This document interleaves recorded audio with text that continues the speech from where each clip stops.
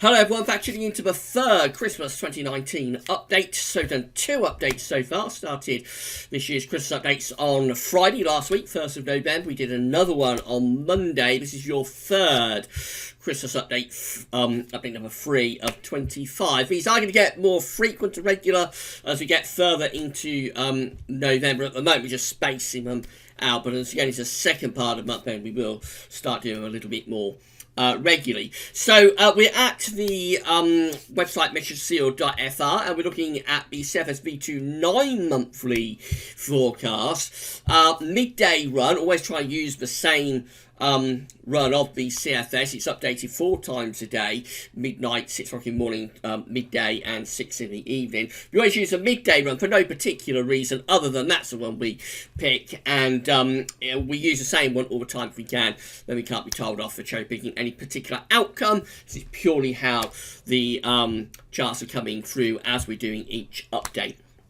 So the idea behind this, of course, we can't pin down the exact weather for Christmas Day on the 7th of November. So the idea is that we are looking for trends within the model. If we keep seeing the same recurring pattern, update after update after update, that would tell us that we have a trend, and therefore it would make the chance about sort of scenario happening around Christmas a little bit greater.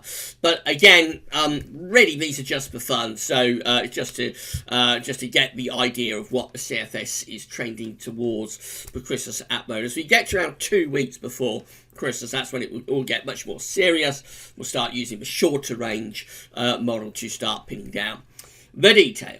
Right, so get on with that for you very shortly. Just to say that this is going to be the last video of the day. So earlier on today, we released the week to 10-day video update. You can find that video on the homepage at gavsworthis.com. There was also a blog update that we did a couple of hours ago. That's looking at what's going on with the Arctic Oscillation, North Atlantic Oscillation, and all of that kind of thing. We didn't have time to get that in the video today. Right, I think that's everything I'm going to tell you. Also, just say that if you've got any Christmas shop to do at Amazon, please use the Christmas shop. You can find the link to that at gavsworthis.com and also in the description at YouTube. So with that, very simple, you just go to Christmas shop page, either use a search widget or click through the Amazon banners on the Christmas shop page. Do your shopping as normal at Amazon, but because you've gone from our website to their website, we get a revenue fee on the things that you are buying for Christmas. And a big thank you to everybody for doing that. A little bit of a tradition at Gazzo is to have a Christmas shop. So if you've got any Christmas shop to do at Amazon, that's how you do it. Right, so all that said, let's get on with the third Christmas update. We're beginning on the 1st of December, and we've got a flat westerly pattern here to start us off. So yes, we're bringing in a westerly wind across the country. It's not particularly cold or mild, probably about average. There'd be some showers up in the north. It actually turns quite wet and windy as we go through to the 2nd, with risk of some severe gale force winds there. And then in comes the next areas of low pressure as we move from the 6th through to the 7th of December, bringing quite a deep area of low pressure in across the country, just a little bit further south. So there's some quite cold air on the northern side of that sort of thing that could give a bit of snow to northern parts of the country. Further south, we'd be mostly looking at rain, of course. Beyond that, a bit of a build of high pressure from the southwest as we move up towards the 10th of December, so starting to turn a bit drier, and then starting to pull up a very mild southwesterly wind there as we get through from the 11th through to the 12th. Of course, this is the day of the general election on the 12th of December. For this particular update, looking like quite a mild general election day on the 12th. Quite a bit of rain up in the north, probably mostly dry down in the south. Winds are in from the west or southwest, temperatures probably into double digits for most parts of the country. Weather won't be too much of a problem for that particular voting day.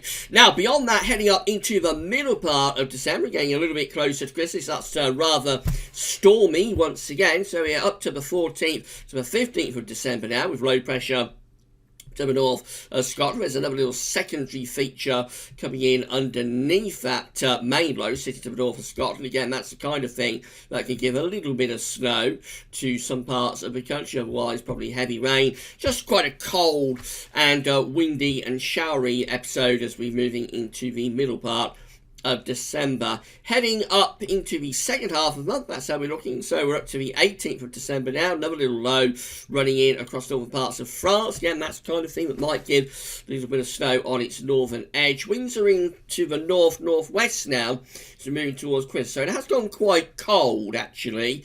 That will be cold enough to bring snow showers to northern and eastern parts of the country and some quite significant night frost. So then we begin to get a build of high pressure coming up from the southwest. However, we're up to the 21st of December, and that build of high pressure was very, very quickly flattened off by this deepening area of low pressure around Greenland, Iceland. And we've got heavy rain and gale force winds beginning to return as we're moving up towards Christmas. So let's get to Christmas then for this third update, and we're going quite wet and windy here on the 21st to the 22nd. Winds are turning into the north on the eve of Christmas Eve or Christmas Eve. We've got high pressure building out to our west. Low pressure is diving southwards into Scandinavia. That has turned wind into the north. This is quite a cold spell as we're moving up towards Christmas. We have got this ridge of high pressure across the country for Christmas Eve, and it's within a relatively cold air mass, so certainly Christmas Eve would start on a frosty note with that, and maybe a little bit of a snow cover across the northern parts of the country from that earlier sort of northerly wind, but quite a cold and crisp sort of Christmas Eve there. Then we get through to Christmas Day, and quite an interesting chart actually, because there's another low pressure diving southwards near to Norway as high pressure beginning to pull out towards Greenland and Iceland, and that's turning wind into a strong northerly there for the northern part of the country. It'll probably be a cold front that will bring a band of rain southwards, and behind that the air will turn a lot colder. So it's actually quite a cold Christmas Day for this third Christmas update. That would bring heavy snow showers to Scotland. Will probably be a white Christmas up across Scotland. Wintry showers perhaps pushing a little bit further southwards as well.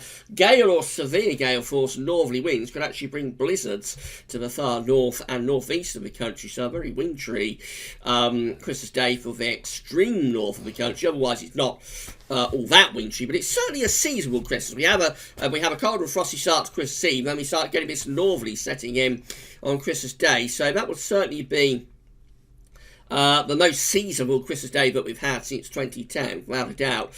Into Boxing Day, and we strengthen those northerly winds. We've got an area of high pressure there on Boxing Day across Iceland at 1,035 millibar, low pressure at 975 millibars over Denmark, and in between we're pulling in this strong and cold north to northeast wind. So that would bring snow showers to northern and eastern parts of the country for Boxing Day. Hard overnight frost as well. That'd be a very, very seasonable Christmas, I have to say. Cold snap, but he's timed absolutely perfectly just for Christmas Day and for Boxing Day. Now, as we move beyond that into the no man's land between Christmas and New Year, we start to find this high pressure beginning to collapse down across the country, probably there on the 27th, 28th. Still, nothing of the northeast to bring snow showers to eastern parts of the country. Otherwise, any snow showers would be dying out, would be very cold. Daytime temperatures would be barely above freezing, and nights would be very frosty indeed. And that high pressure is sitting right over top of the country there on the 28th of December. So that's very cold after Christmas. Daytime temperatures barely above freezing or below freezing all day. Hard overnight frost. And the high is having a bit of a go at getting up towards Scandinavia. You'll notice it's got 1,030 millibar area of high pressure beginning to set up over Scandinavia. Will the CFS move this high pressure to Scandinavia for New Year? Let's have a look and see what happens. So it's having a really good go there to get the high pressure up to Scandinavia, but actually what's going on is that the ridge, the high, is collapsing down into France, and so as we're getting closer to New Year, we're beginning to re-establish a milder westerly flow. Although for England and Wales, probably still cold and frosty up to New Year's Eve, actually, but for Scotland and Northern Ireland, it is getting milder. And as we go into New Year's Day, this is how things look for the first day of 2020, with re-established a southwesterly flow, so it's turning milder, and probably rain pushing in to northern and western parts of the country through the early part of the new year, as those westerlies, yes, they very much re-establish. And I'll just ride you on through the first first couple of weeks of January. So we go a little bit unsettled there for a while after 12th night, but then we begin to build up a ridge from the southwest, so that starts to settle things down, turns us mainly dry, but probably still quite mild with that. And then moving up towards the middle part of January, we're back to unsettled, cold and stormy weather. Again, these deep areas of low pressure coming in from off the Atlantic. Overall, relatively mild actually for this third update through most of this sort of mid to late December to early to mid January period, but it just times that cold snap around Christmas absolutely perfectly, and that's something that can happen, of course, within an otherwise relatively mild winter. You can get cold snaps that occur and bring snow, and very occasionally they can occur around Christmas. So anyway, that's our first sort of seasonable feeling Christmas for this third Christmas update. A definite cold snap, just timed perfectly for the Christmas to up to just before New Year period. There's snow involved in that cold snap as well, and hard overnight frost. I think we can put this one down as a cold Christmas update. So far we've had two mild Christmas updates. The first was mild and dry, the second was mild and wet. This is a much colder one, although broadly still quite mild and unsettled through the general period, but it does manage to pull off a cold snap absolutely perfectly for Christmas Eve, Christmas Day, Boxing Day, and a couple of days after. So we shall see what the fourth update has to say. We're going to do that on Sunday.